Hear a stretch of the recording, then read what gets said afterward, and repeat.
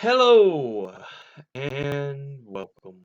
My name is Alan, and today we will be discussing the Bell Witch. This is an interesting case.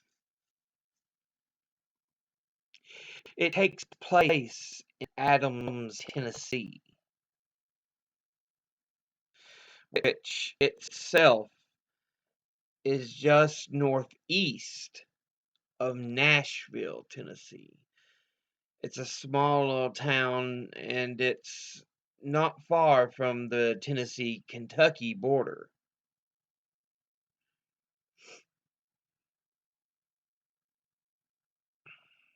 But yes, to give you a quick synopsis,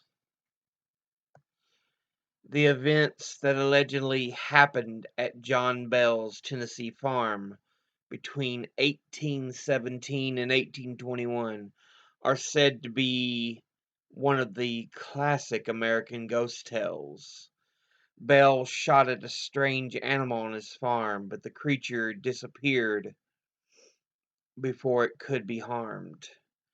Several weeks later, the Bell family was tormented by a ghost that made terrifying sounds, shook the house, and physically attacked Bell's daughter, Betsy. The spectral assaults continued for several years, and at one point, Andrew Jackson is said to have dabbled in ghost hunting and did his own investigation.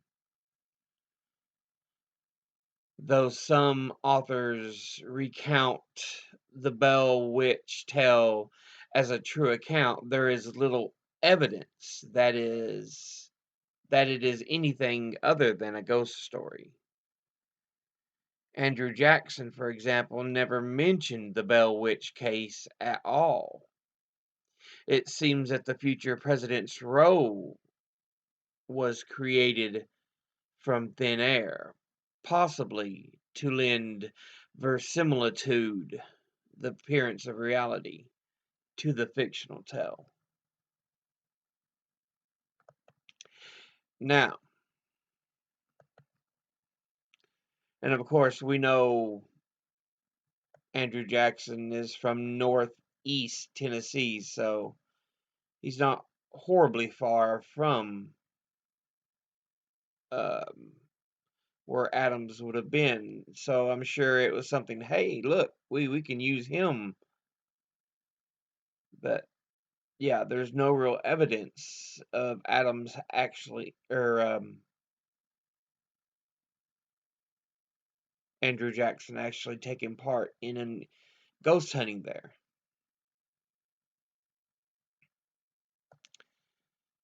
Now, John Bell himself was a farmer from North Carolina who took his wife and children and settled in northern Robertson County, Tennessee in 1804. They had 320 acres of farmland that laid along the Red River. Um,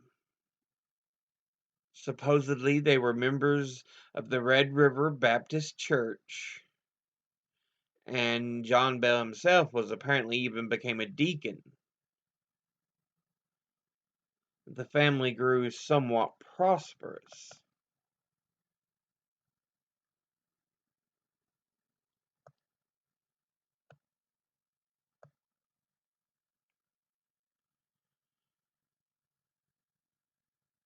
Mm, I'm taking a look here in Wikipedia. Let's get back over here to this. In the late summer of 1817, something would happen that would change their lives forever. Some members of the family began seeing strange looking animals around the property. Then, late at night, they started hearing knocking sounds on the doors and outer walls of the house. Later, sounds were being heard in the house. Sounds of a rat gnawing on a bedpost, chains being dragged through the house, stones being dropped on the wooden floors, then gulping and choking sounds. The family was terrified, but they did not report the problem for over a year. When finally things began to be too much, John Bell confided in a neighbor, James Johnson.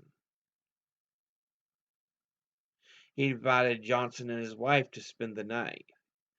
And after several nights of witnessing these strange things, Johnson suggested that more people should be told. And a committee was formed and an investigation started.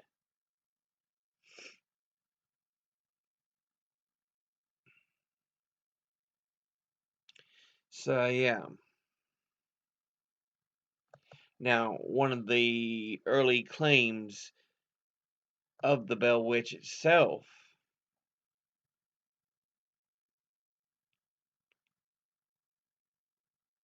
was that they saw this huge animal and shot at it, but it disappeared it before there was any chance to wound it.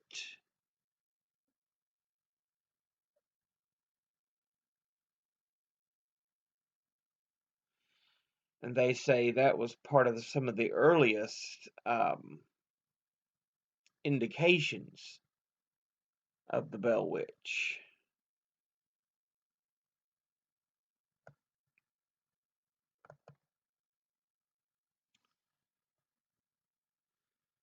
But it was not long before people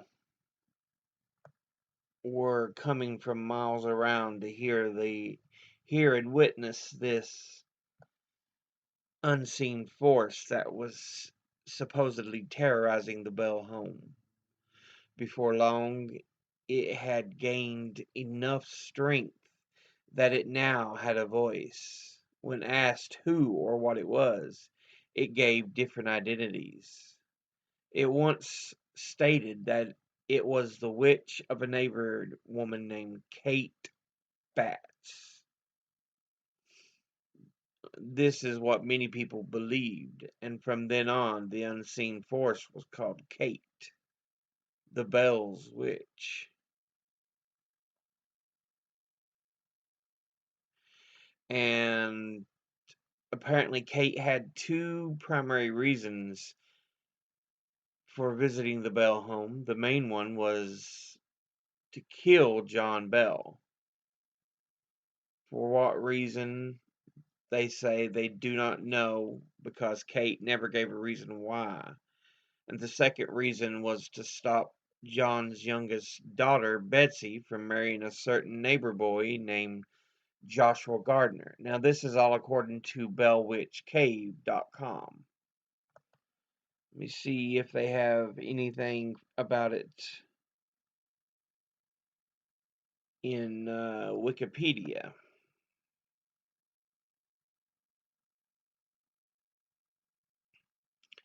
Yeah, after the entity claimed at one point to be the Ode Kate Batts Witch and continued to respond favorably to the name.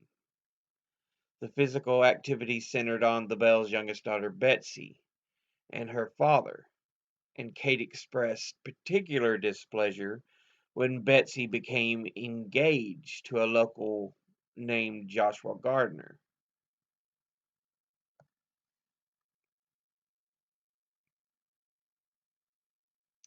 So we know that it was focused around the patriarch and his daughter.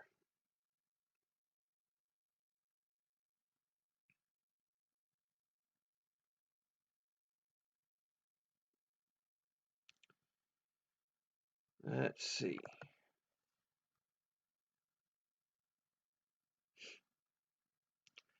Over the next 3 years, Kate tormented members of the Bell family almost daily. John and his daughter Betsy was the ones who received the worst of the physical abuse. Betsy had her hair pulled. She was pinched, scratched, stuck with pins, and even beaten, while John Bell began suffering from spells of swelling of the throat and even had a feeling of a stick being stuck sideways in his throat. Then came the twitching and jerking of the facial muscles. Kate supposedly would blast him with curses and hideous threats during these spells. As time went on, John Bell became weaker and weaker. Kate, or the Bell Witch, was becoming well known and drew large crowds of people. She seemed to be very intelligent in many things: the Bible, people's past and future, and she could be in two places at the same time, miles apart from each other. She finally accomplished her mission for coming to the Bell Farm. On December the 10th, 1820, John Bell died. It was believed that he was poisoned by Kate, and Kate took full credit for his death. And then in March of 1821, young Betsy broke off her engagement to Joshua Gardner.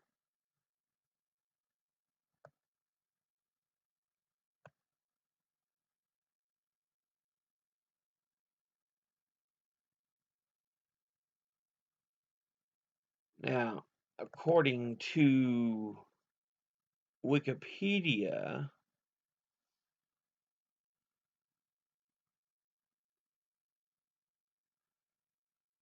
John Johnston, a son of James, devised a test for the witch, something no one outside the family would know, asking the entity what his Dutch step-grandmother in North Carolina would say to the slaves if she thought they did something wrong. The witch replied with his grandmother's accent, "Hut tut, and what has happened now?" In another account, an Englishman stopped to visit and offered to investigate. On remarking from his family overseas, the witch suddenly began to mimic his English parents. Again, at early morning, the witch woke him to voices of his parents, worried as they had heard his voice as well. The Englishman quickly left that morning, and later wrote that the Bell family that the entity had visited his family in England. He apologized for his skepticism. Supposedly, the spirit also displayed at times a kind of kindness, especially toward Lucy, John Bell's wife, saying, it says here, the most perfect woman to walk the earth. The witch would give Lucy fresh fruit and sing hymns to her, and showed John Bell Jr. a measure of respect.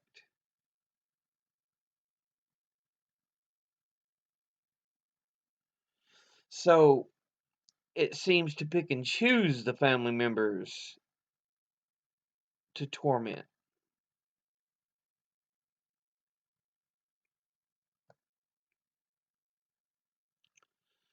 They referred to John Bell Jr., or the Bell Witch supposedly did, as Old Jack. The witch claimed she intended to kill him and signaled this intention through curses, threats, and afflictions. The story climaxes with the Bell patriarch being poisoned by the witch. Afterward, the entity interrupted the mourners by singing drinking songs. In 1821, as a result of the witch's treatment, Betsy Bell called off her engagement to Joshua Gardner. Subsequently, the entire family, or the entity, told the family it was going to leave but return in 7 years, in 1828.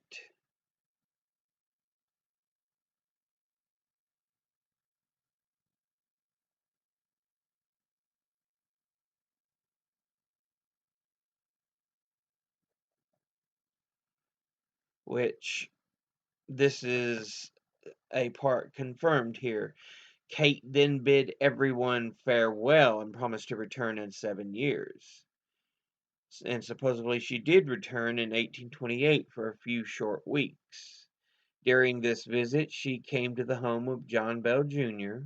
and had long talks with him about the past, the present, and the future. She made some predictions for the future. Kate also said that there was a reason for John Bell's death. However, she never did say what the reason was. After the second visit, she said her next return would be in 107 years. That would have been in 1935. Some believed that Kate never left the area at all due to the strange things that has occurred in and around the town of Adams and the Bell Witch Cave over the many years.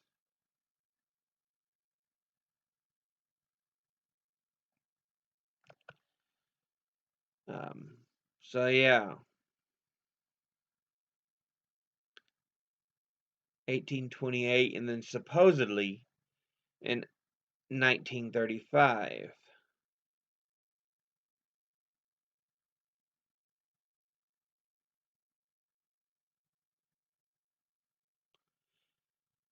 See, there's more talk of Andrew Jackson's supposed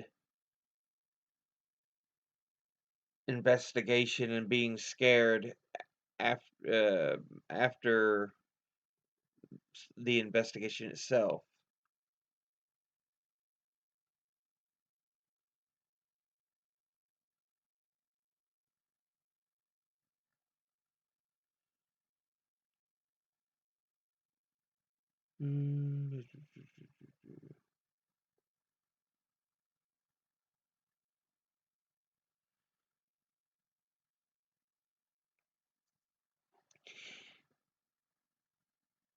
In a manuscript attributed to Richard Williams Bell, he wrote that the spirit remained a mystery. Whether it was witchery such as afflicted the past centuries and the darker ages, whether some gifted fiend of hellish nature practicing sorcery for selfish enjoyment, or some more modern science akin to that of mesmerism, or some hobgoblin native to the wilds of the country, or a disembodied soul shut out from heaven, or an evil spirit like those Paul drove out of the man into the swine, setting them mad, or a demon let loose from hell. I am unable to decide, nor has anyone yet divined its nature or cause for appearing. And I trust this description of the monster in all forms and shapes, and of many tongues, will lead experts who may come with a wiser generation to a correct conclusion and satisfactory explanation.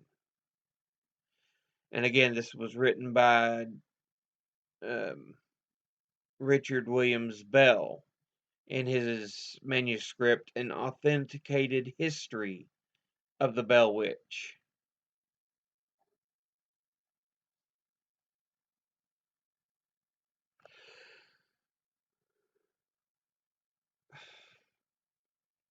Hmm.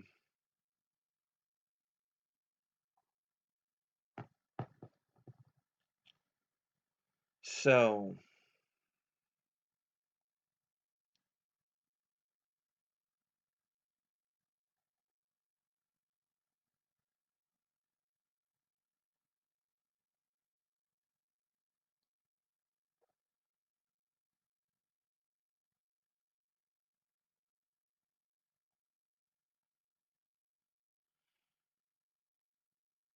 let's see.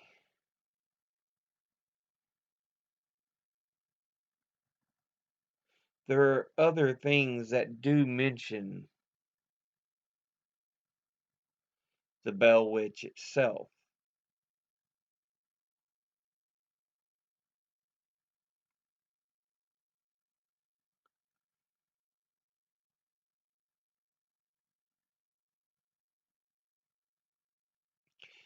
Uh, the Bell Witch was listed as a possibility after a murder trial in 1868 of Tom Clenard and Dick Burgess.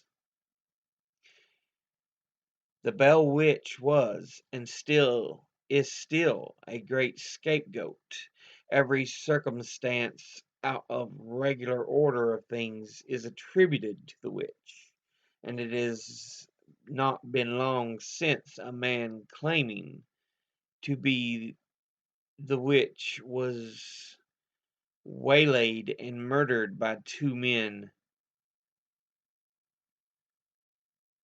who were cleared on the plea that the murdered man had bewitched them. So again, there's involvement of the Bell Witch.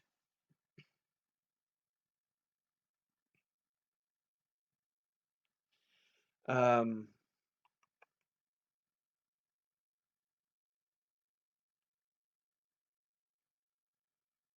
let's see.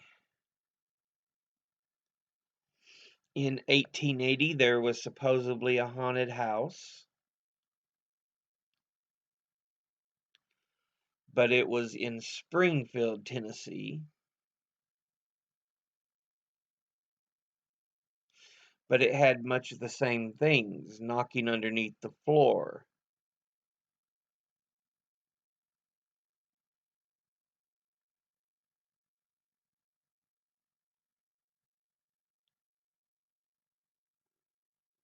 Uh, do, do, do, do.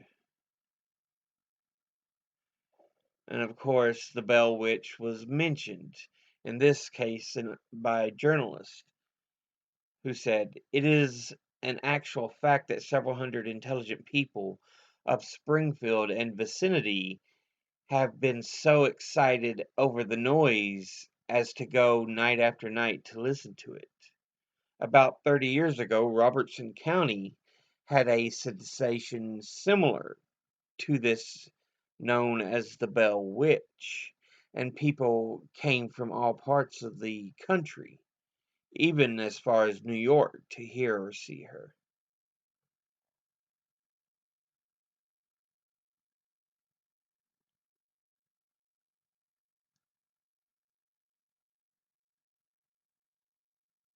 Hmm.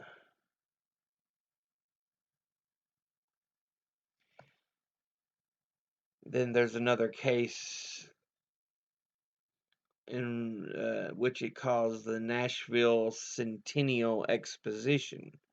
So it'd be a 100th anniversary of Nashville.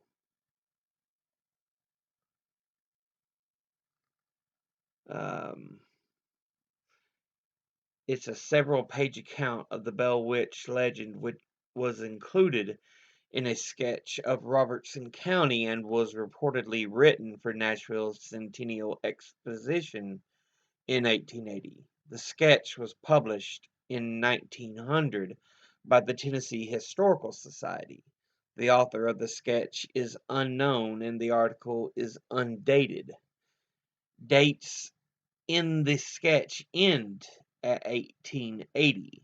The writer stated the source of the first portion of the narrative from F.R. Miles, William Pride, and W.J. Gooch, Ben B. Batts, and many others. The author identified the burial distance as skull bones previously located in a mound nearby on the river bluff, and the return of the remains did not placate the spirit.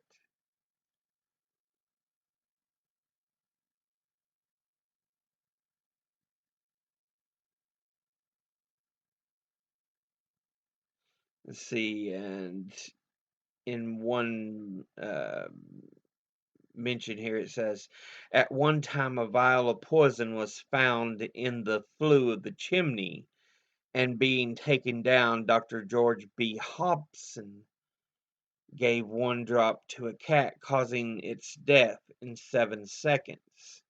The witch claimed to have put the poison there for the purpose of killing Mr. Bell.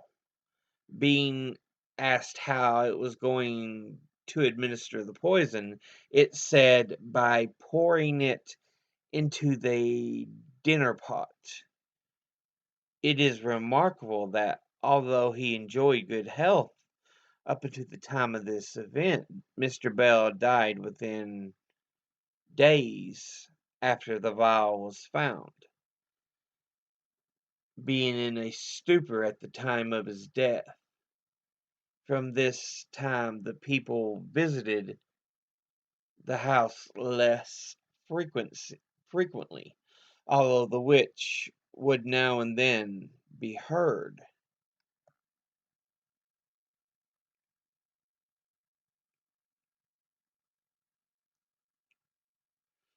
There's a mention of the Bell Witch in Goodspeed's History of Tennessee, 1886,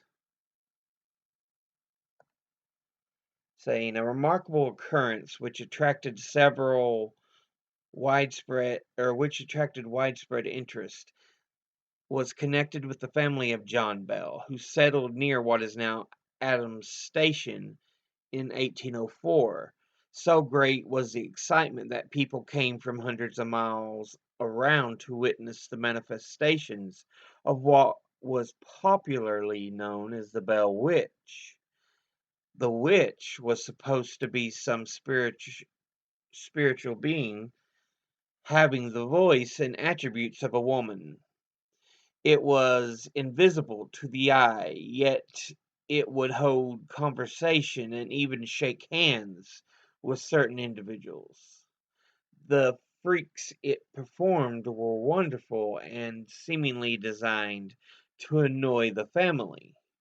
It would take the sugar from the bowls, spill the milk, take the quills from the bed, slap and pinch the children, and then laugh at the discomfiture of the victims.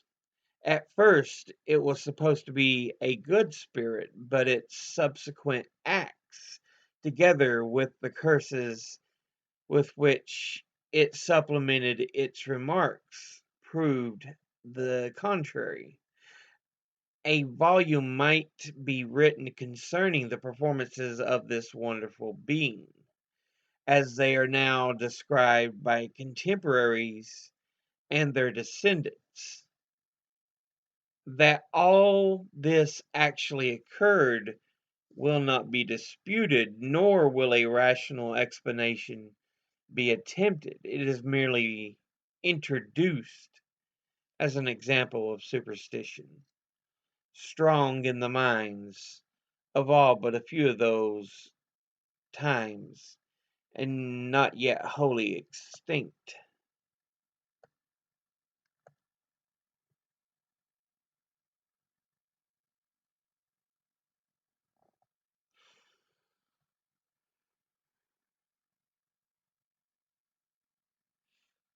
See more accounts, they're from 1890.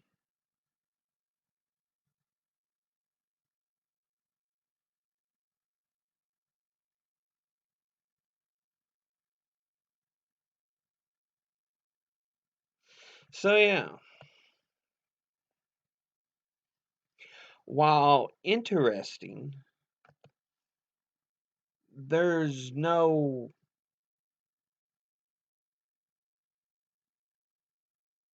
physical evidence. All we have is second, third hand accounts,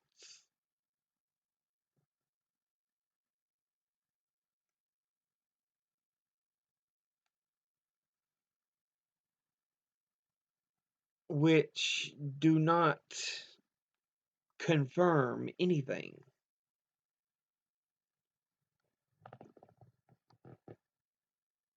Again, the story is interesting,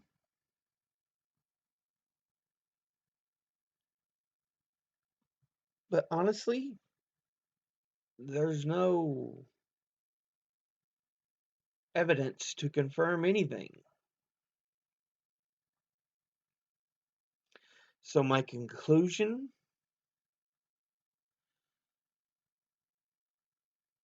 I don't think the Bell Witch existed.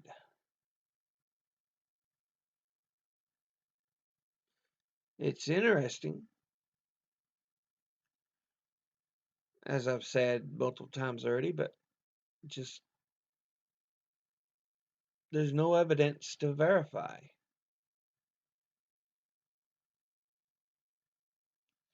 And without that, there's no way you can confidently say anything is real.